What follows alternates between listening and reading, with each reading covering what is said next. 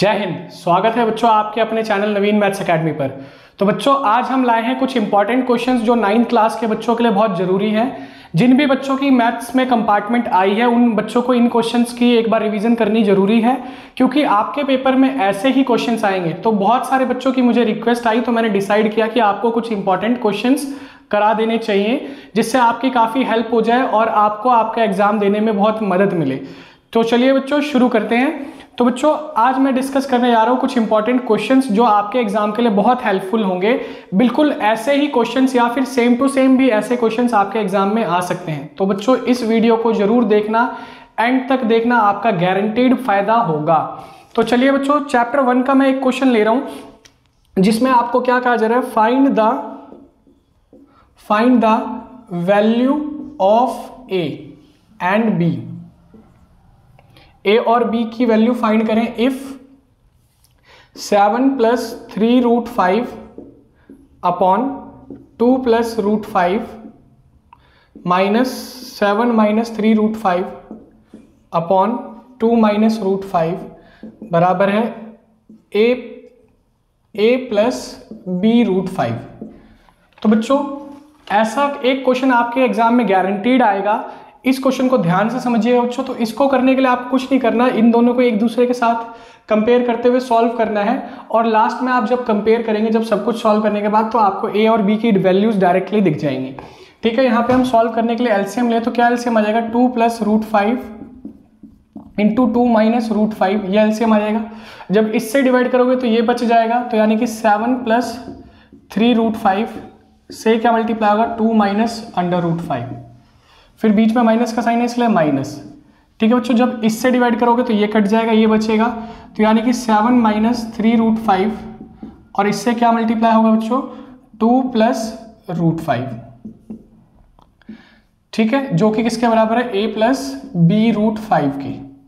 आगे सॉल्व किया आपने तो यहाँ पे a + b × a - b का फॉर्मूला लग जाएगा। a + b × a - b का अगर हम फॉर्मूला लगाएं तो क्या बन जाएगा बच्चों, a² - b²।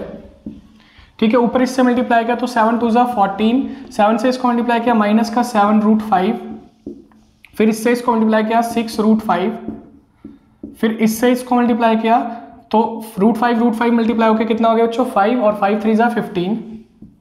ठीक है बच्चों, ऐसे ही आगे सॉल्व किया तो 7 × 2 = 14, प्लस का 14 है, लेकिन ये माइनस ने उसका साइन क्या कर दिया बच्चों, माइनस। ठीक है, फिर 7 और √5 को हमने मल्टीप्लाई किया, कितना आ गया, 7√5, प्लस का आया था लेकिन इस साइन ने उसको भी साइन चेंज कर दिया, तो क्या हो गया, माइनस का 7√5। फिर आगे हमने इससे इसको मल्टीप्लाई किया, 3 × 2 = 6, माइनस का 6√5 आ रहा है और ये साइन उसको चेंज कर देगा, तो कितना हो जाएगा, प्लस का 6√5। ठीक है बच्चों, फिर उसके बाद इससे इसको मल्टीप्लाई किया तो √5 मल्टीप्लाई होकर 5 हो गया, 5 × 3 = 15, और ये दोनों मिलके क्या हो गया बच्चों, प्लस, तो कितना हो गया, 15। क्लियर है बच्चों, जो कि किसके बराबर है, a + b√5 के। आगे आप सॉल्व करेंगे तो देखो, प्लस का 14 माइनस का 14 कट गया, प्लस का 15 माइनस का 15 कट गया बच्चों, 6 और 6 कितना हो गया, 12√5, और 7 और 7 -14√5।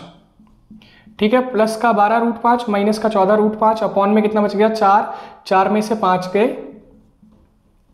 ठीक है बच्चों, तो ये किसके बराबर आ गया, a + b√5 के आ गया। 4 में से 5 गए, नीचे क्या बच गया बच्चों, माइनस का, क्या बच गया बच्चों, -1। ठीक है, नीचे -1, ऊपर क्या बच गया बच्चों, 14√5 में से 12√5 गए, -2√5। ठीक है, माइनस से माइनस कट गया, जो कि किसके बराबर आ गया, a + b√5 के। तो जब आप इनको कंपेयर करोगे तो आप क्या देख पा रहे हो, 0 + 2√5 बराबर किसके आ गए, a + b√5 के। ऑन कंपेयरिंग आप इनको कंपेयर करने के बाद क्या देख पा रहे हो, a किसके बराबर है, a की जगह क्या है, 0, और b की जगह क्या है बच्चों, 2। तो हम कह सकते हैं a की वैल्यू 0 है और b की वैल्यू 2 है। यही हमें करना था इस क्वेश्चन में। ऐसा एक क्वेश्चन आपको जरूर एग्जाम में दिखेगा।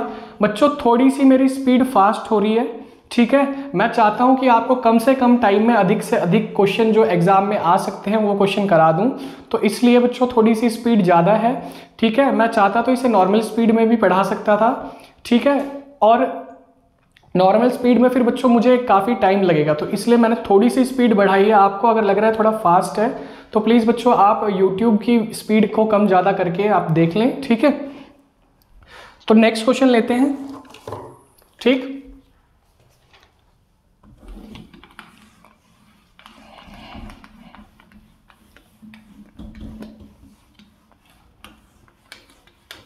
इसी चैप्टर से बच्चों और कैसे क्वेश्चन आ सकते हैं, इसी चैप्टर से एक ऐसा क्वेश्चन भी आ सकता है आपको, कह रहा है कि if √3 is equals to 1.7 find the value of √27 plus √75 plus √48 minus √108। ठीक है बच्चों, तो ये आपको क्वेश्चन दिया गया है, तो आप क्या लिख सकते हो इसको, ये देखो यहाँ पे ध्यान से देखो तो ये 3 × 3 यानी कि 3 की पावर 3 है, तो यानी कि इसको जब आप इसको रूट से बाहर निकालोगे तो ये क्या बन जाएगा बच्चों 3√3। ऐसे ही इसको कह सकते हो 15 × 25 × 3 है, यानी कि आप कह सकते हो 3 × 5 की पावर 2, तो 5 बाहर आ जाएगा रूट से, तो ये क्या बन जाएगा बच्चों 5√3। ऐसे ही बन जाएगा बच्चों ये 16 × 3 है ना, तो ये क्या बन जाएगा 4√3, और ये देखो 36 × 3 है, यानी कि ये बन जाएगा 6√3। क्लियर है बात बच्चों। तो 3 और 5 8 और 4 12, तो कितना हो गया बच्चों 12√3, और इसमें से कितने सब्ट्रैक्ट करने हैं 6√3, तो कितना बच गया 6√3। और क्वेश्चन ने क्या कहा है कि √3 किसके बराबर है 1.7 के, तो 6 × 1.7, क्योंकि √3 बराबर है 1.7, ये हमें गिवन है, तो इसको मल्टीप्लाई कर 6 × 7 = 42 का 2 हासिल 4, 6 कम 6 और 4 10, 10.2 हमारा आंसर हो गया। ठीक है बच्चों, तो चलिए बच्चों एक और क्वेश्चन लेते हैं। अब आपको चैप्टर 1 से और कैसा क्वेश्चन आया हुआ है देखिए एक बार एग्जाम में, तो चैप्टर 1 के मेरे ख्याल और एक ये क्वेश्चन आया हुआ है। ऐसा क्वेश्चन भी कई बार आपको एग्जाम में दिखेगा और बहुत इंपॉर्टेंट है, ऐसे क्वेश्चन को भी आप बच्चों जरूर तैयारी करके जाएं। ठीक है, ऐसे क्वेश्चंस की आप प्रैक्टिस जरूर करें। क्या दिया हुआ है बच्चों, कह रहे हैं कि 0.233 के ऊपर बार है सिर्फ बच्चों। ठीक है, इसको आपको क्या करना है एक्सप्रेस करना है, express 0.23 bar in the form of P/Q। ठीक है बच्चों, तो जो भी आपको दिया हुआ है इसको आप क्या कह सकते हैं 0.2333, जिसके ऊपर भी बार लगी होती है वो क्या हो रहा होता है बच्चों रिपीट। तो हमने क्या मान लिया लेट x बराबर 0.2333। अब क्या करेंगे बच्चों मल्टीप्लाई कर देंगे, मल्टीप्लाई बोथ साइड्स बाय 10, दोनों साइड को 10 से मल्टीप्लाई कर दो और इसे इक्वेशन फर्स्ट मान लो जो आपने लेट किया था। तो जब दोनों साइड 10 से मल्टीप्लाई करोगे तो ये क्या बन जाएगा 10 × x, ये क्या बन जाएगा 10 × 0.2333, ऐसे ही जा रहा है बच्चों। तो ये क्या बन जाएगा 10x, ये क्या बन जाएगा बच्चों 2.33, ऐसे ही आगे जाता रहेगा। इसको मान लो इक्वेशन सेकंड। अब क्या कर लो बच्चों सेकंड इक्वेशन में से फर्स्ट इक्वेशन को सब्ट्रैक्ट कर लो, तो 10x बराबर 2.333, ऐसे ही आगे जाता जा रहा है।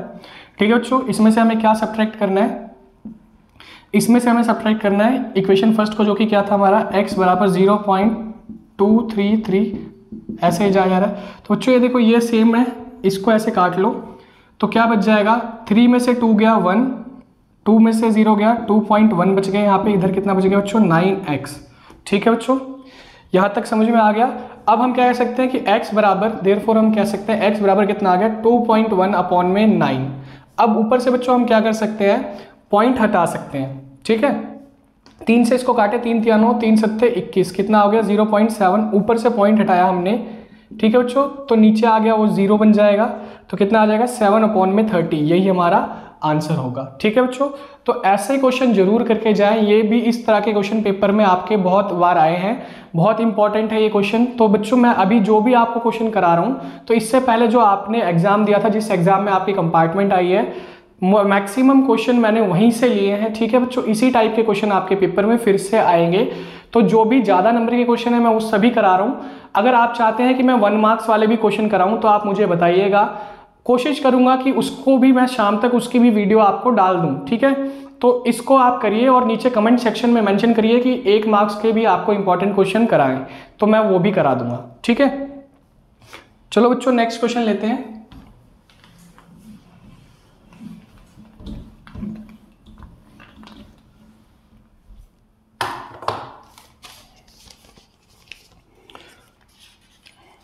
एक और क्वेश्चन है बच्चों जो चैप्टर 1 से है, कह रहा है सिंप्लीफाई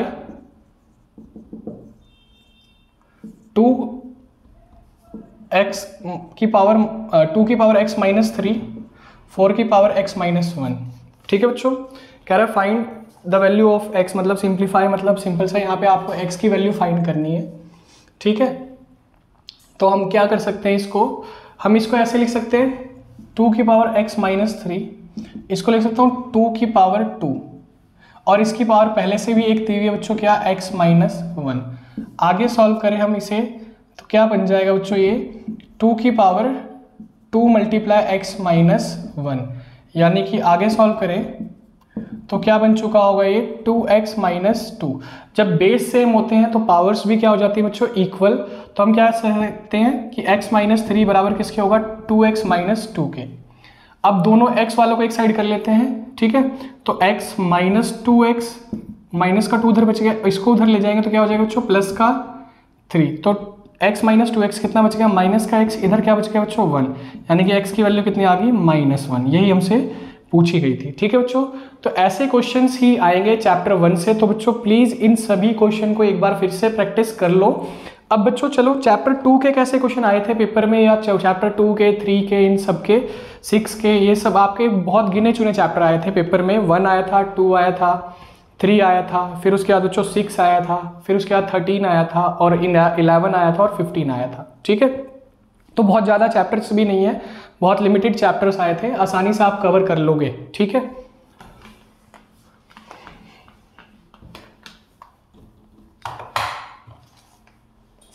अब बच्चों ये चैप्टर नंबर 6 का क्वेश्चन है। क्या कह रहा है, प्रूव दैट, बहुत इंपॉर्टेंट है बच्चों, ये एक थ्योरम है। Prove that the sum of the angles of a triangle is 180 degree. साबित करना है कि बच्चों किसी ट्राइंगल के एंगल्स का सम 180 डिग्री होता है। तो इसके लिए आपको क्या मतलब कहना चाह रहा है क्वेश्चन, कि एक ट्राइंगल ABC है, उसके 3 एंगल्स A, B और C का सम कितना होगा, 180 डिग्री होगा। ये साबित करो। क्या साबित करना है, ट्राइंगल ABC के ये जो 3 एंगल हैं इनका सम क्या होगा, 180 डिग्री होगा। ठीक है, तो हम क्या लिखें, गिवन ट्राइंगल ABC, हमें एक ट्राइंगल ABC दिया हुआ है, हमें क्या साबित करना है, टू प्रूव, हमें साबित करना है कि angle A plus angle B plus angle C बराबर होगा 180 डिग्री। ठीक है बच्चों, और उसके अलावा हमें कंस्ट्रक्शन करनी पड़ेगी। कंस्ट्रक्शन क्या करनी पड़ेगी, हमें कंस्ट्रक्शन करनी पड़ेगी। इसको सॉल्व करने के लिए हमें एक पैरेलल लाइन ड्रॉ करनी पड़ेगी EF थ्रू पॉइंट A, जो कि किसके पैरेलल हो, BC के। इससे क्या फ़ायदा होगा हमें बच्चों, इससे हमें अल्टरनेट एंगल्स मिलेंगे। तो हम कहेंगे ये वाला एंगल इस एंगल के बराबर होगा, और ये वाला एंगल इस एंगल के बराबर होगा, और इनकी मदद से हम इसको साबित कर लेंगे। ठीक है, तो इन एंगल्स को मैं कुछ नाम दे देता हूँ आपके आसानी के लिए। तो एंगल 1, 2, 3, 4 और 5। ठीक है बच्चों, इनको हमने ये नाम दे दिए। ठीक, तो हमें क्या करना है, draw through point A a line EF parallel to BC। ठीक है बच्चों, अब प्रूफ करें। तो हमें पता है बच्चों कि EF is a line, EF एक लाइन है। तो एक लाइन पे बनने वाले एंगल्स का सम क्या होता है बच्चों, जो भी एक लाइन के ऊपर ये तीनों एंगल एक स्ट्रेट लाइन के ऊपर बन रहे हैं, इनका सम कितना होता है, 180 डिग्री, है ना। तो हम क्या कह सकते हैं बच्चों, ये मिलके क्या बना रहे हैं, ठीक है, लीनियर पेयर। ठीक है, sum of a angles on a line is 180 degree. ठीक है, जितने भी, तो हम कह सकते हैं angle 1 plus angle 4 plus angle 5 बराबर होगा 180 डिग्री। और हम क्या कह सकते हैं बच्चों, इन ट्राइंगल ABC हम क्या कह सकते हैं बच्चों, EF पैरेलल है BC के। तो हम क्या कह सकते हैं, एंगल 2 बराबर होगा एंगल 4, एंगल 3 बराबर होगा एंगल 5 के। क्या कह सकते हैं बच्चों, अल्टरनेट इंटीरियर एंगल, है ना। जब दो लाइंस पैरेलल होती हैं तो अल्टरनेट एंगल बनते हैं। तो ये जो एंगल्स हैं ये क्या होंगे बच्चों, बराबर होंगे। ठीक है, अब हम क्या कह सकते हैं, इसमें हम अगर एंगल 4 की जगह एंगल 2 पुट कर दें और एंगल 5 की जगह एंगल 3 पुट कर दें, क्योंकि एंगल 4 2 के बराबर और एंगल 3 5 के बराबर है, तो यहाँ पे क्या आ जाएगा, angle 1 plus angle 2 plus angle 3। तो और एंगल 1 एंगल 2 एंगल 3 बराबर 180 डिग्री। और एंगल 1 क्या है, एंगल A है, एंगल 2 क्या है, एंगल B है, एंगल 3 क्या है, एंगल C है। तो हम कह सकते हैं एंगल 1 2 3 यानी कि एंगल A B और C का सम कितना हो जाएगा, 180 डिग्री हो जाएगा। तो इसे हम इक्वेशन फर्स्ट मान लें। या फिर हम कह सकते हैं, तो हम कह सकते हैं therefore angle 1 plus angle 2 plus angle 3 बराबर हो गया 180 डिग्री। क्यों? क्योंकि एंगल 2 बराबर है एंगल 4 और एंगल 3 बराबर है एंगल 5 के, तो हम इसलिए ऐसा कह सकते हैं। तो एंगल 1 क्या है? एंगल ए, एंगल 2 क्या है? एंगल बी, और एंगल 3 क्या है? एंगल सी, बराबर हो गया 180 डिग्री के, और यही हमें साबित करना था। ठीक है बच्चों, इसको नोट डाउन कर लो। बच्चों एक मैं अपनी तरफ से और एक क्वेश्चन आपको कराना चाह रहा हूँ, जो आपको करना है, अगर ये नहीं आए तो उसकी जगह वो वाली थ्योरम आ सकती है, और वो भी आपको बहुत इंपॉर्टेंट है कि आपको प्रूव करना है कि in a triangle the sum of remote interior angle is equal to the exterior angle. मतलब किसी भी ट्राइंगल के दो अंतः दूरस्थ अंतः कोण का योग जो है वो बाह्य कोण के बराबर होता है। मतलब सिंपल सा ये पेपर में कैसा लिखा आएगा, आपको लिखा आएगा in a triangle ABC side BC is produced to point D, show that the sum of remote interior angle is equal to the exterior angle. ठीक है बच्चों, तो इसको करके देखते हैं।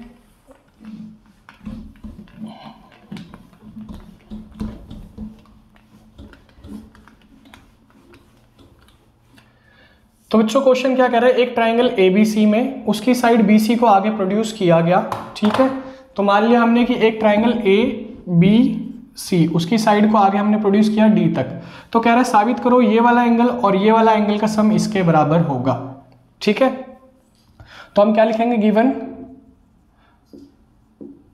Given a triangle ABC in which side BC is produced to D, है ना। साइड BC को कहां तक प्रोड्यूस किया गया है? D तक। ठीक है, हमें क्या प्रूव करना है? हमें प्रूव करना है to prove angle A plus angle B बराबर होगा एंगल ACD के। या फिर अगर हम आपको इसको आसान करना चाहें तो इनको नाम दे दें एंगल 1, एंगल 2, एंगल 3, एंगल 4। तो हम क्या कह सकते हैं बच्चों, सिंपली कि एंगल 1 प्लस एंगल 2 बराबर होगा एंगल 4 के। ये हमें साबित करना है। ठीक है, प्रूव करें। तो बच्चों आप बताओ, अभी हमने एक थ्योरम सीखी उस एंगल सम प्रॉपर्टी, जिसमें हम क्या कहते हैं ट्राइंगल के तीन एंगल का सम 180 डिग्री होता है। तो हम क्या कह सकते हैं, in triangle ABC bye angle sum property of triangle हम कह सकते हैं angle 1 plus angle 2 plus angle 3 बराबर होगा 180 डिग्री। इसे मान लिया हमने इक्वेशन फर्स्ट। ठीक है बच्चों, और हमने अभी पढ़ा एक और चीज अभी मैंने पढ़ाई थी कि किसी स्ट्रेट लाइन पर बनने वाले एंगल्स का सम कितना होता है, 180 डिग्री। तो यहाँ क्या बन रहा है बच्चों, लीनियर पेयर, है ना। तो हम क्या कह सकते हैं, angle also angle 3 plus angle 4 बराबर होगा 180 degree, because BD is a line. तो क्या है ये, लीनियर पेयर है बच्चों। ठीक है, क्लियर। तो हम इसे इक्वेशन सेकंड मान लेते हैं। अब आप क्या देखो, इक्वेशन 1 और इक्वेशन 2 दोनों की ही राइट हैंड साइड किसके बराबर है, 180 डिग्री के। तो इक्वेशन 1, 2 से हम क्या कह सकते हैं, बाय इक्वेशन 1 एंड 2 हम क्या कह सकते हैं बच्चों, angle 1 plus angle 2 plus angle 3 बराबर हो जाएगा एंगल 3 प्लस एंगल 4 के। और दोनों साइड एंगल 3 कट गया तो क्या हो जाएगा बच्चों, एंगल 1 प्लस एंगल 2 बराबर आ गया एंगल 4, और यही हमें साबित करना था। ठीक है बच्चों, तो ये भी आप जरूर कर लेना। अगर वो नहीं आया तो शायद ये आ जाएगा। ठीक है बच्चों, ये भी इंपॉर्टेंट क्वेश्चंस में से एक है, ये भी बहुत इंपॉर्टेंट थ्योरम है चैप्टर 6 की। ठीक है,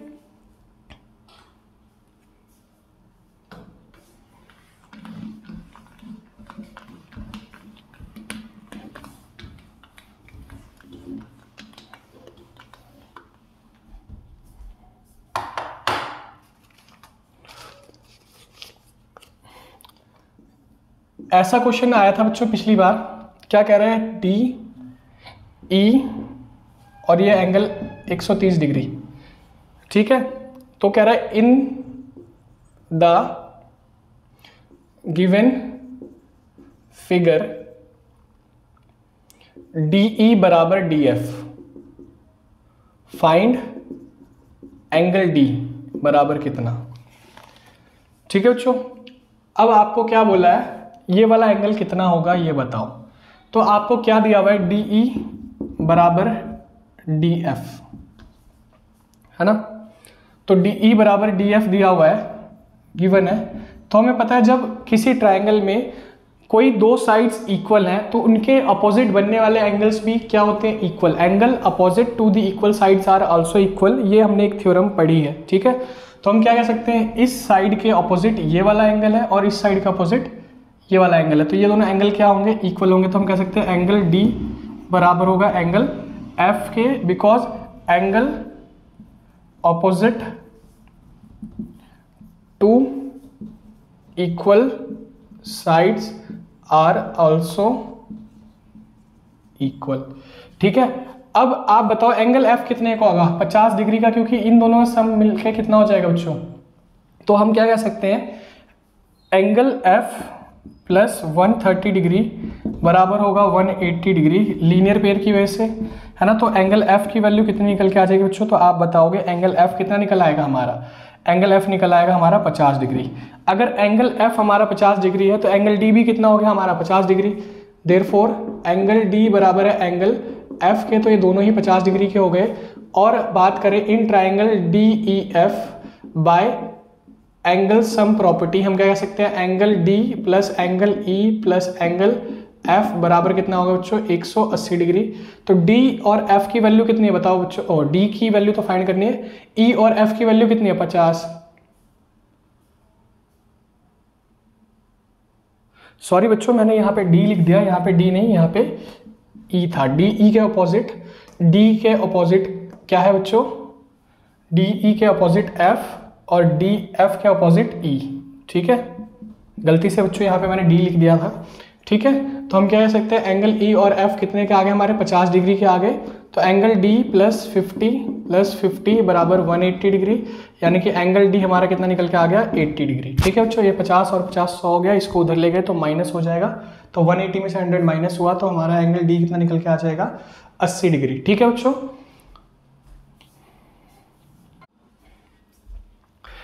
चलिए बच्चों नेक्स्ट क्वेश्चन करते हैं। तो नेक्स्ट क्वेश्चन लेता हूं मैं,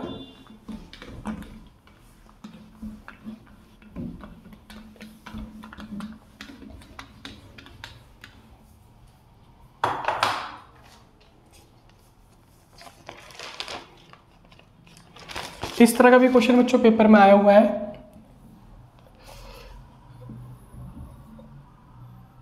इसको m, इसको p, ये x, ये y, ये a, ये b, ठीक है। क्या कह रहा है आपको क्वेश्चन, कह रहा है एक्स वाई पैरेलल है ए बी के, ठीक है।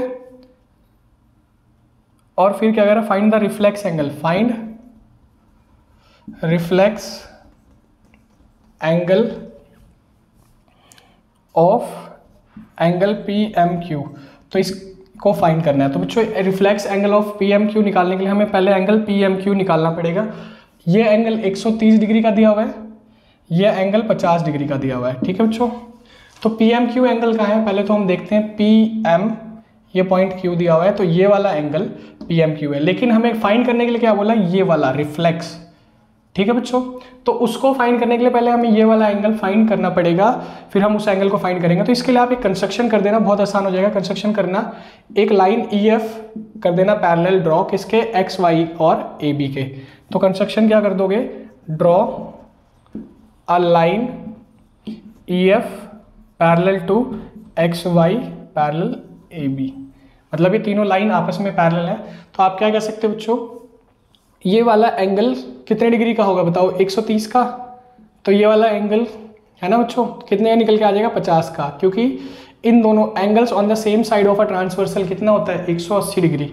तो ये वाला एंगल 50 डिग्री निकल के आ जाएगा। तो हमें पता है angles on same side of transversal, ये लगा लेंगे हम।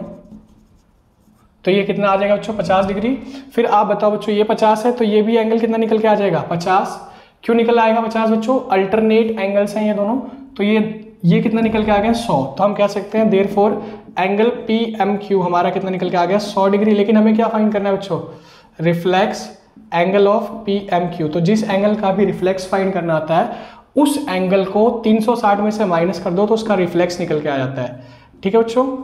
तो हमारा सिंपल सा मतलब 100 डिग्री में से हमने घटाया तो कितना निकल के आ गया 260 डिग्री, और यही हमसे फाइंड करने के लिए बोला था। ठीक है बच्चों, बहुत आसान क्वेश्चन है, इसलिए मैंने आपको ये जल्दी में थोड़ा समझा दिया है। ठीक है, चलिए नेक्स्ट क्वेश्चन पे चलते हैं।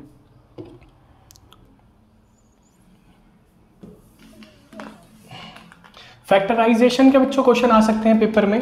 फैक्टराइज करना हो आपको, उसको अलजेब्रिक आइडेंटिटी से या करना हो सकता है, या फिर हो सकता है बच्चों स्प्लिट द मिडिल टर्म से करना होता है। तो चलो बच्चों देखते हैं, एक फैक्टराइजेशन का क्वेश्चन भी ले लेते हैं। जैसे हमें क्या दिया हुआ है, फैक्टराइज करना है इसे, ठीक, 5x² माइनस 18x प्लस 9 बराबर 0। बच्चों इसकी स्टैंडर्ड फॉर्म क्या होती है, ax² plus bx plus c बराबर 0। आप क्या करते हैं बच्चों, a और c को मल्टीप्लाई करते हैं स्प्लिट द मिडिल टर्म से करने से। 5 × 9 कितना आ जाएगा बच्चों 45। 45 के आपको फैक्टर्स बनाने हैं जिनको ऐड करने से माइनस का 18 आए और मल्टीप्लाई करने से बच्चों कितना है 45। तो 15 माइनस का 15 मल्टीप्लाई माइनस का 3। देखो बच्चों ये फैक्टर है, तो इन दोनों को जब ऐड करोगे तो माइनस का 18 आएगा और जब मल्टीप्लाई करोगे तो 45 भी आएगा। तो क्या बन गया बच्चों इसका factor, 5x² minus 15x minus 3x plus 9 बराबर 0। यहाँ से कॉमन क्या निकाल लिया 5x, तो क्या बच गया बच्चों x माइनस 3। यहाँ से क्या कॉमन निकाल लिया माइनस का 3, तो क्या बचेगा बच्चों x माइनस 3। तो एक फैक्टर क्या बन गया 5x माइनस 3 और दूसरा फैक्टर क्या बन गया बच्चों x माइनस 3। यही हमसे करने के लिए बोला था क्वेश्चन ने। ठीक है, इसके साथ और किस तरह के क्वेश्चन आ जाते हैं बच्चों, चैप्टर 2 का क्वेश्चन है ये। चैप्टर 2 से और कैसे क्वेश्चन आ सकते हैं, चलो वो देखते हैं।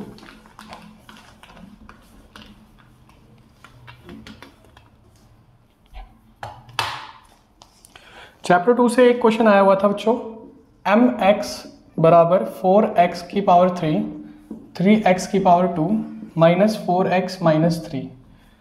कह रहा है फाइंड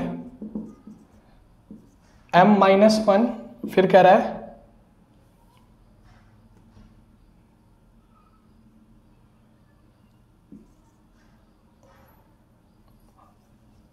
माइनस m2। ठीक है बच्चों, क्लियर। और mx बराबर आपको ये दिया है, तो एक बार आपको m की जगह -1 पुट करना है, एक बार 2 पुट करना है। ठीक है, तो पहले निकाल लेते हैं m -1। जब -1 पुट करेंगे तो 4 × -1 की पावर 3 3 × -1 की पावर 2 4 × -1 -3।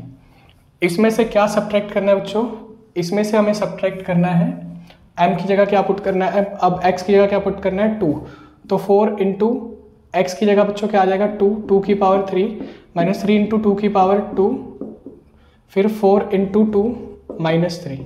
ठीक है बच्चों, आगे सॉल्व करोगे तो क्या बन जाएगा, -1 की पावर 3 यानी -1, 4 को मल्टीप्लाई किया उससे तो -4 हो गया, प्लस का 1 और इंटू 3 प्लस का 3 हो गया, कितना हो गया बच्चों प्लस का 4 हो गया और माइनस का 3। ठीक है बच्चों, इसको आगे आपने सॉल्व किया, ये कितना हो गया 2 की पावर 3 यानी कि 8 8 चौक 32 32। ये कितना हो गया बच्चों 2 की पावर 2 यानी कि 4 4 3 12 माइनस का 12। ये कितना हो गया बच्चों 4 दूनी 8 और ये -3। इसको आगे आपने सॉल्व किया तो ये देखो माइनस का 3 प्लस का 3 कट गया, प्लस का 4 माइनस का 4 कट गया। ठीक है बच्चों, क्लियर।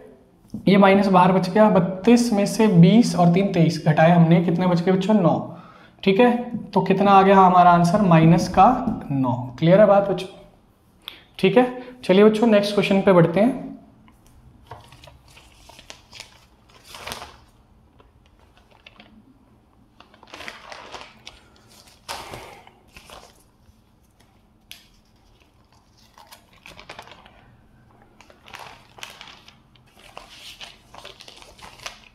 देखो बच्चों चैप्टर नंबर 2 से और कैसा क्वेश्चन आया हुआ था,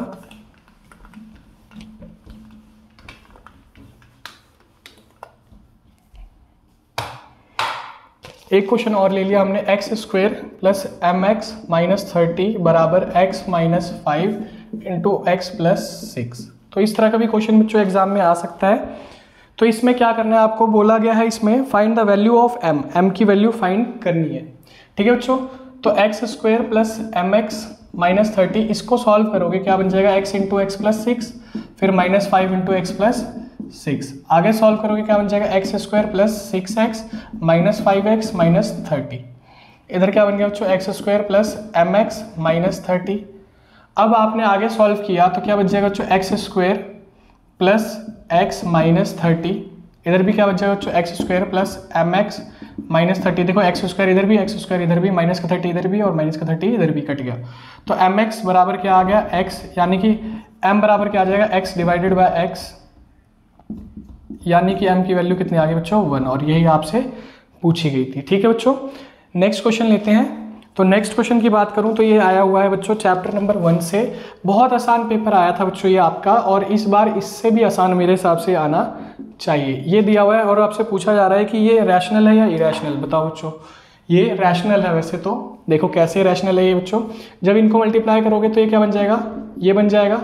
जब इसको मल्टीप्लाई करोगे 125 पंजे 625 हो जाएगा बच्चों। 625 के जब फैक्टर बनाओगे, एलसीएम लोगे तो क्या बन जाएगा 625, डिवाइडेड करोगे 5 से तो 125, फिर करोगे तो 25, फिर करोगे बच्चों तो 5 से 5 पे, फिर 5 से आप बताओ कितने पे 1 पे। तो ये क्या लिख सकते हैं हम 5 की पावर 4, या फिर इसको हम ले सकते हैं 5 की पावर 2 इंटू 5 की पावर 2। तो ये दोनों बाहर आ गए, 5 पंजे 25। तो ये क्या आया एक बच्चों रैशनल नंबर, क्योंकि हम इसे क्या लिख सकते हैं बच्चों पी अपॉन में, क्योंकि फॉर्म में लिख सकते हैं जहाँ पे पी कितना है 25, क्यों कितना है 1।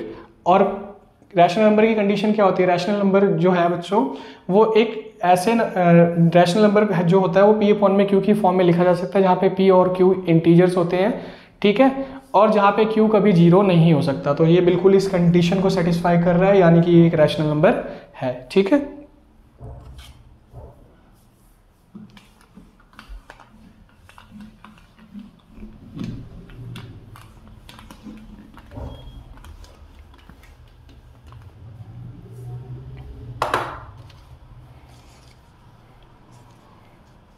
अब बच्चों चैप्टर 13 से सरफेस एरिया एंड वॉल्यूम से कैसा, चैप्टर 2 से एक और क्वेश्चन देख लो। चैप्टर 2 से ये आया था x minus y minus z की पावर 2, इसे एक्सपेंडेड फॉर्म में लिखना था। तो यहाँ पे ये वाली आइडेंटिटी लग रही थी a plus b plus c की पावर 2, जो कि क्या होती है a square plus b square plus c square plus 2ab plus 2bc plus 2ca। ठीक है, तो इस आइडेंटिटी में पुट कर देते तो x की पावर 2 हो जाता, प्लस माइनस वाई की पावर 2 हो जाता, प्लस माइनस जेड की पावर 2 हो जाता, फिर 2 मल्टीप्लाई एक्स मल्टीप्लाई माइनस का वाई, फिर 2 मल्टीप्लाई माइनस का वाई मल्टीप्लाई माइनस का जेड, फिर 2 मल्टीप्लाई माइनस का जेड मल्टीप्लाई एक्स। आगे सॉल्व करते तो ये क्या बन जाता है बच्चों x square plus y square plus z square minus 2xy plus 2yz और फिर माइनस 2zx, यही हमारा आंसर था। ठीक है बच्चों, अब chapter number 13 surface area and volume से बच्चों क्या क्वेश्चन दिया हुआ है, चलिए वो देखते हैं। ठीक है बच्चों, बिल्कुल ऐसे ही क्वेश्चंस आएंगे, आपको मैं बार बार कह रहा हूँ ऐसे क्वेश्चंस की प्रैक्टिस कर लो, और आपको और भी क्वेश्चंस मैं शाम को कराऊंगा, उन क्वेश्चंस को भी जरूर देख लेना। अभी तो मैं फिलहाल वो क्वेश्चंस करा रहा हूँ जो आपके पेपर में आए हुए थे। ठीक है, इसके बाद शाम को मैं कुछ क्वेश्चंस अपनी तरफ से लाऊंगा जो आपके एग्जाम के लिए इंपॉर्टेंट है और आपको करने हैं। ठीक, तो बच्चों क्या करें, the volume of 2 cubes are in ratio कितना, 1:27। Find the ratio of their total surface area. तो इनके टोटल सरफेस एरिया का रेशियो कितना होगा बच्चों, ये हमें फाइंड करना है। ठीक है, तो आपको इनके वॉल्यूम का रेशियो दिया हुआ है, हमने लेट कर लिया कि स्मॉल क्यूब जो है उसका एज कितना है a, और लार्ज क्यूब जो है उसका कैपिटल A। तो volume of small cube upon में वॉल्यूम ऑफ लार्ज क्यूब आपको कितना दिया हुआ है 1/27, जो कि किसके बराबर हो जाएगा बच्चों, तो आपको होगा a क्यूब अपॉन में a क्यूब के, जो कि 1/27। तो 1/27 क्या लिख सकते हैं 1 की क्यूब अपॉन में 3 की क्यूब, जो कि किसके बराबर है a अपॉन में a क्यूब अपॉन में कैपिटल A क्यूब। क्यूब से क्यूब कट गया, तो a रेशियो कैपिटल A कितना आ गया बच्चों 1:3। अब टोटल सरफेस एरिया का फॉर्मूला लगा दोगे, तो टोटल सरफेस एरिया का रेशियो निकालना है स्मॉल वाले का और total surface area of large वाले का। तो बच्चों टोटल सरफेस एरिया का फॉर्मूला क्या होता है 6a² है ना। ठीक है बच्चों, तो 6 से 6 कट गया, a कितना था इसका 1। ठीक है बच्चों, इसका कितना था आप बताओ 3। ठीक, तो 3 का स्क्वायर और 1 का स्क्वायर, 1 का स्क्वायर कितना हो गया बच्चों 1, 3 का स्क्वायर हो गया 9। तो टोटल सरफेस एरिया का इनका रेशियो कितना आ गया 1:9। तो बच्चों बहुत आसान क्वेश्चन है, ऐसे क्वेश्चन आएंगे आपके पेपर में, तो बिल्कुल ऐसे क्वेश्चंस की प्रैक्टिस करो। चलिए बच्चों, इस चैप्टर से और कैसे क्वेश्चन आए थे वो देखते हैं।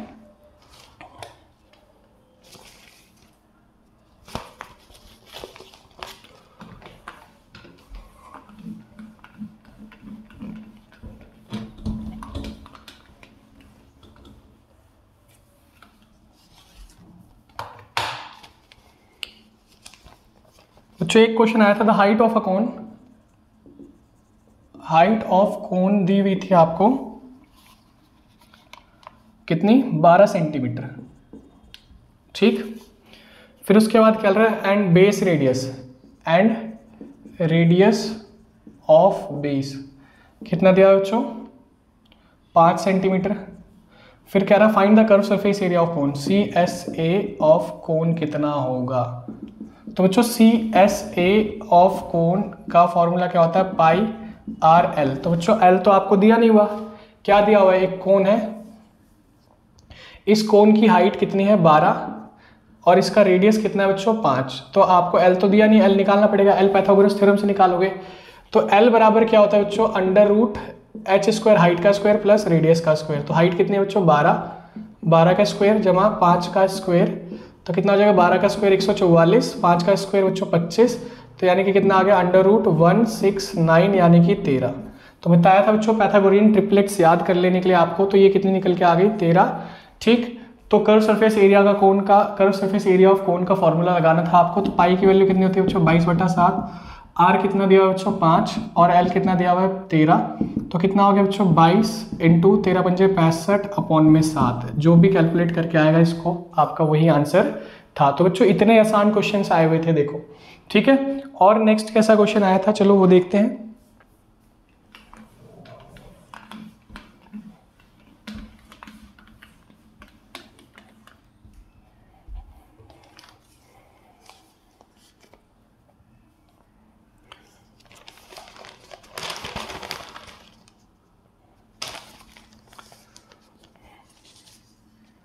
इसी चैप्टर का बच्चों एक क्वेश्चन आया था, the inner diameter of a circular well, एक कुआं है जिसके अंदर का डायमीटर जो है वो कितना है 3.5 मीटर एंड उसकी जो गहराई है वो कितनी है 10 मीटर। तो मान लो एक ये कुआं है, ठीक है बच्चों, ऐसा ये कुआं है, अंदर का डायमीटर कितना दिया हुआ बच्चों 3.5। ठीक है, इस कुएं की गहराई, ठीक, इस कुएं की जो गहराई दी हुई है बच्चों वो कितनी दी हुई है, वो दी हुई है हमें 10 मीटर। ठीक है बच्चों, कितनी 10 मीटर। फिर क्या कह रहा है, find the inner curve surface area of the well, find the cost of plastering this curve surface area at the rate 10 per metre square. ठीक है बच्चों, तो यानी कि आपको इनर डायमीटर है ना, इनर डायमीटर कितना दिया हुआ है 3.5 मीटर, हाइट दी हुई है 10 मीटर। तो इनर रेडियस निकाल लोगे, इनर रेडियस कितना हो जाएगा 3.5 डिवाइडेड बाय 2 मीटर। ठीक है, अब बच्चों क्या निकालना है, inner curve surface area find करने के लिए बोला, inner curve surface area. Curve surface area of cylinder क्या होता है बच्चों 2πRh। तो 2 की वैल्यू कितनी बच्चों 22/7, आर की वैल्यू कितनी बच्चों 3.5 अपॉन में 2 और हमारा h कितना बच्चों 10। तो ये कट गया इससे, ये इससे कट गया बच्चों 0.5 पे, तो कितना हो गया 22 × 5, इससे हटा गया ना पॉइंट, तो ये आ गया 110 मीटर स्क्वायर। ठीक है बच्चों, अब हमें कॉस्ट फाइंड करनी है eight the rate 10 per metre square. Cost of plastering inner curve surface area at the rate 10 metre per, at the rate 10 rupee per metre square. तो सिंपल सी बात बच्चों, हमारा एरिया कितना था 110 और कॉस्ट कितनी है 10, तो कितना आ गया 1100 रुपये लगेंगे। ठीक है बच्चों, क्लियर। ऐसे ही आपको एक क्वेश्चन और दिया हुआ था, चलो उस क्वेश्चन को करते हैं। तो आपके बच्चों चैप्टर 13 से भी 4 क्वेश्चन आ रखे हैं। ठीक है, 3-3 मार्क्स के 2 आ रखे हैं और 2-2 मार्क्स के आए हुए हैं। ठीक है,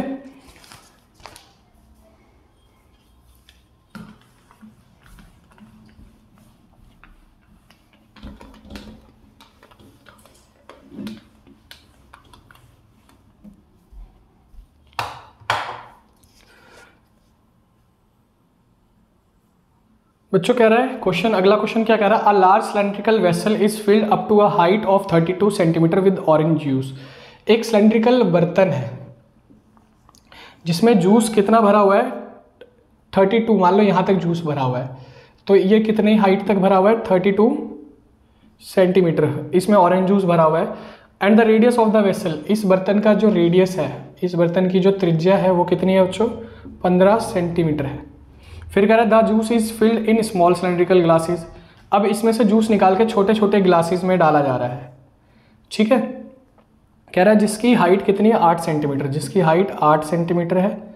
फिर क्या कह रहा है, और जिसका रेडियस कितना है बच्चों, 3 सेंटीमीटर है, ठीक। तो the cost of 1 glass juice is 16। अगर एक ग्लास जूस की कॉस्ट 6 रुपये है तो what is the total cost of juice, तो कितने रुपए का जूस है, कॉस्ट ऑफ 1 ग्लास जूस, ठीक है, क्लियर।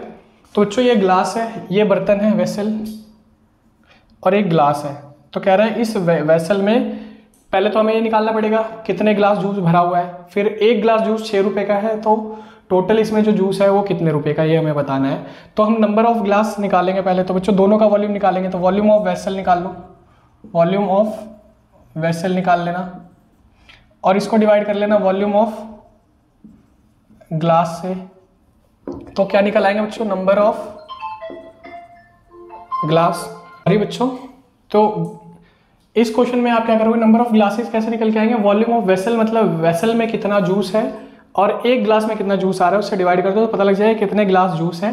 और फिर एक ग्लास का कॉस्ट 6 रुपये दिया है तो आप कॉस्ट भी निकाल लोगे, ठीक है बच्चों। मैं सिर्फ आपको समझा रहा हूँ, मैं डिटेल सॉल्यूशन नहीं करा रहा, क्योंकि मैंने इतने सारे क्वेश्चन कराए हैं, अगर मैं डिटेल सॉल्यूशन कराऊंगा तो बहुत ज़्यादा लंबी वीडियो बन जाएगी, ठीक है। तो इसलिए मैं आपको सिर्फ और सिर्फ क्वेश्चन को कैसे सॉल्व करना है ये बता रहा हूँ, ठीक है। तो यहाँ पे वॉल्यूम ऑफ वेसल कितना निकल के आ जाएगा बच्चों, तो पाई आर स्क्वायर एच है ना, इसका वॉल्यूम हो जाएगा, और इसका वॉल्यूम क्या हो जाएगा, pi small r square h. मतलब हमने क्या मान लिया, इसकी हाइट को कैपिटल एच, इसकी रेडियस को कैपिटल आर, इसकी हाइट को स्मॉल एच, इसकी रेडियस को स्मॉल आर। तो पाई से तो पाई कट जाएगा बच्चों, तो उसका आर कितना है बच्चों, आप बताओ, 15। तो 15 का स्क्वायर यानी कि 15 × 15, और एच कितना है बच्चों उसका 32, और इसका आर कितना है बच्चों 3, तो 3 × 3, और इसकी हाइट कितनी है बच्चों 8। तो 3 से ये 5 पे गया, इस 3 से ये 5 पे गया, 8 से ये 4 पे गया, 5 × 5 = 25, 25 चौक बच्चों कितना आ गया 100। तो 100 ग्लास जूस है इसमें, एक ग्लास जूस कितने का है बच्चों, 6 रुपये का। तो 6 रुपये से 100 ग्लास जूस कितने रुपए का हो जाएगा बच्चों, तो सिंपल सी बात 600 रुपये का। तो इस कंटेनर में कितने रुपए का जूस है, 600 रुपये का जूस है, ठीक है बच्चों। तो ऐसे ही क्वेश्चंस आए हुए थे चैप्टर नंबर 13 से, देखो कितना आसान पेपर आया बच्चों। ध्यान से प्रैक्टिस करना, सारे फॉर्मूले लर्न कर लेना। अगर आपके पास फॉर्मूले नहीं है बच्चों चैप्टर्स के तो प्लीज़ कमेंट सेक्शन में मेंशन करो, ठीक है। मैं आपको फॉर्मूले भी प्रोवाइड कर दूंगा, आप उन फॉर्मूले को एक बार लर्न कर लेना, इस चैप्टर के जो भी फॉर्मूले हैं, ठीक है।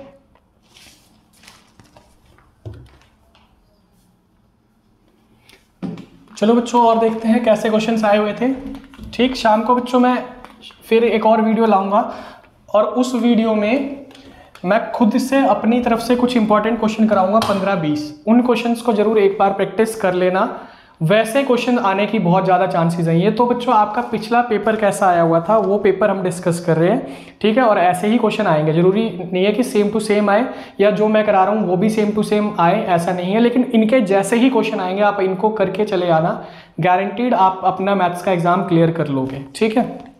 तो अगला क्वेश्चन क्या है, प्लॉट द पॉइंट्स। कुछ पॉइंट्स दिए गए हैं, ठीक बच्चों। एक पॉइंट P दिया गया है, पॉइंट P दिया गया 6,0 एंड एक पॉइंट Q दिया गया है बच्चों। चैप्टर 3 का क्वेश्चन है ये, ठीक है। कह रहा है कार्टेशियन प्लेन पे प्लॉट करो of, write the coordinates of point, और कोऑर्डिनेट्स बताओ, write the coordinates of point where PQ intersects y axis, ठीक है बच्चों। चलो ये क्वेश्चन करते हैं। तो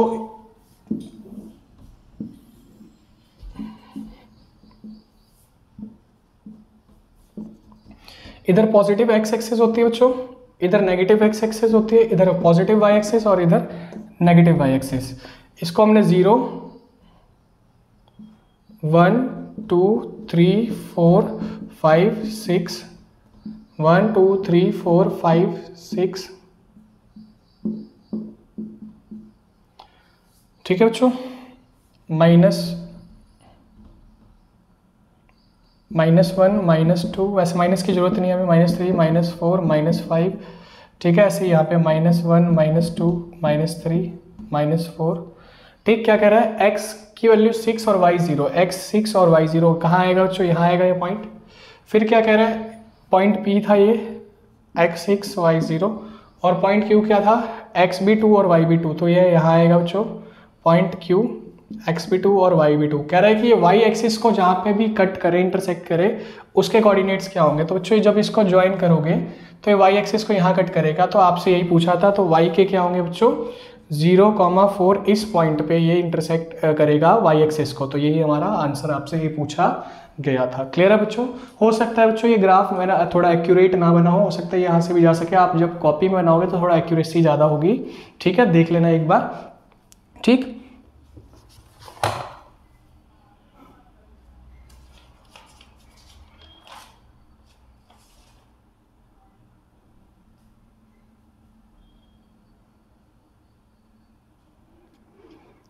तो बच्चों देखते हैं प्रोबेबिलिटी का कैसा क्वेश्चन आया हुआ था। प्रोबेबिलिटी का अभी तक मेरे को ज़्यादा क्वेश्चन नहीं दिखे हैं, एक ही क्वेश्चन दिखा है, तो प्रोबेबिलिटी इतनी ज़्यादा नहीं दी हुई इन्होंने एग्जाम में। चैप्टर 13 बहुत दिया हुआ है, चैप्टर 6 बहुत ज़्यादा दिया हुआ है, ठीक है, चैप्टर 2 बहुत दिया हुआ है, तो इनको अच्छे से आप कर लेना। चैप्टर नंबर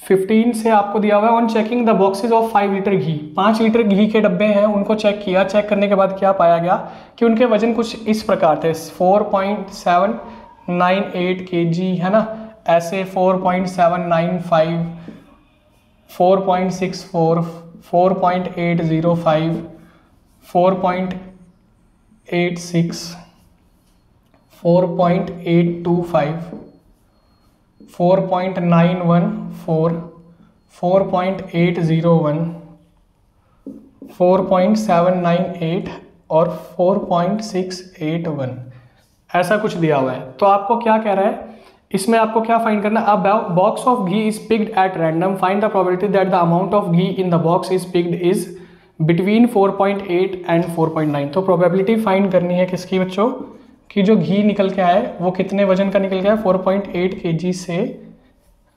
4.9 के बीच का, ठीक। दूसरी प्रोबेबिलिटी क्या फाइंड करनी है, 4.8 kg से कम हो, ठीक है बच्चों, क्लियर।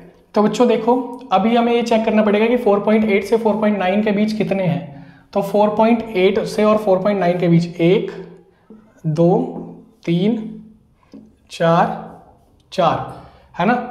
तो प्रोबेबिलिटी का फॉर्मूला क्या होता है बच्चों, प्रोबेबिलिटी ऑफ इवेंट का फॉर्मूला क्या होता है, number of favourable outcomes upon में टोटल पॉसिबल आउटकम्स, है ना बच्चों, ठीक। तो हमारे फेवरेबल कितने, 1 2 3 4, और टोटल कितने बच्चों, 1 2 3 4 5 6 7 8 9 10, तो कितना आ गया बच्चों ये 2/5, ठीक है। अब 4.8 से कम, तो 4.8 से कम कितने वाले हैं, 1 2 3 4 5, तो बच्चों 5 और टोटल कितने हैं 10, तो इसकी प्रोबेबिलिटी कितनी आ गई 1/2, ठीक है बच्चों। तो मैंने आपको ये सिर्फ क्वेश्चन समझाया है, स्टेटमेंट के साथ आपको करना है, ठीक है। तो बच्चों आपको आशा करता हूँ जितने भी क्वेश्चन मैंने कराए हैं बहुत मदद मिलेगी इनसे आपको। और शाम को बच्चों एक और वीडियो लेके आऊँगा मैं, शाम को मतलब मान के चलो बच्चों, शाम तो नहीं 10 बजे रात तक अपलोड हो पाएगी वो वीडियो, ठीक है। तो उस वीडियो को भी ज़रूर देख लेना, उस वीडियो से भी बहुत आपकी सहायता होगी, बहुत हेल्प पहुँचेगी आपको क्वेश्चंस को करने में, ठीक है। तो बच्चों ऐसी ही और वीडियोस देखने के लिए हमारे चैनल के साथ बने रहें। वीडियो पसंद आया हो तो लाइक करना ना भूलें। वीडियो को प्लीज़ बच्चों अधिक से अधिक शेयर करें कि उन सभी बच्चों के पास ये कम से कम काफ़ी से अधिक बच्चों के पास पहुंच जाए जिनकी मैथ्स में कंपार्टमेंट आई हो और उनको हेल्प मिले कुछ अपने एग्जाम में, ठीक है बच्चों। तो मिलते हैं नेक्स्ट वीडियो में। जय हिंद, बाय बाय, टेक केयर।